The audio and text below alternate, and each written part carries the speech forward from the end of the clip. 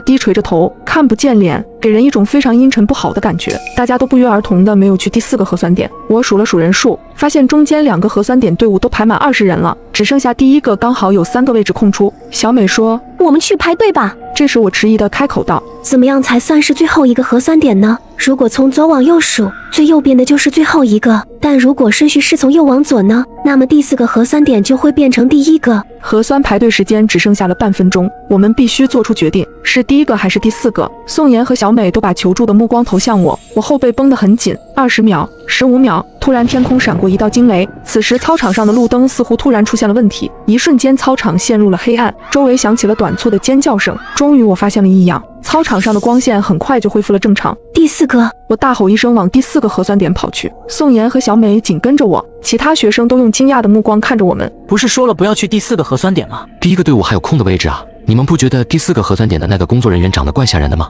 人群里发出了好心的提醒声，我没有理会他们。最后1秒，我们3个站在了第4个核酸队伍里，近距离面对这个女人，我整个身体都止不住的在颤抖。女人的头发仿佛很久没有梳过一般，我感觉到了一股难以言喻的恐惧，甚至觉得是不是一开始的决定是错误的。张开嘴巴。女人的声音格外嘶哑难听，我胆战心惊的张开了嘴巴。好在核酸的过程非常顺利，我刚要离开的时候，女人却突然用力地抓住了我的手，眼睛目不转睛地看着我，我的心脏跳得飞快。下一秒，她松开了我的手，我的掌心里多了一张纸条。下一个。女人再次低垂下了头。我们顺利做完了核酸，我小心翼翼地展开了纸条，纸条上写着：你其中一个室友是假的，小心他，切记他早已被感染。我后背一阵发冷，我扭过头看着身后站着的2个室友，陷入了沉思。宋妍好奇的小声问我：酱汁，你怎么知道这才是正确的核酸点？我的眼神移向了第1个核酸点，解释道：还记得刚刚操场短暂的停电吗？那时候操场短暂的停电之后，我看不清所有人的脸，但唯独只有1个人的脸却是能看清的。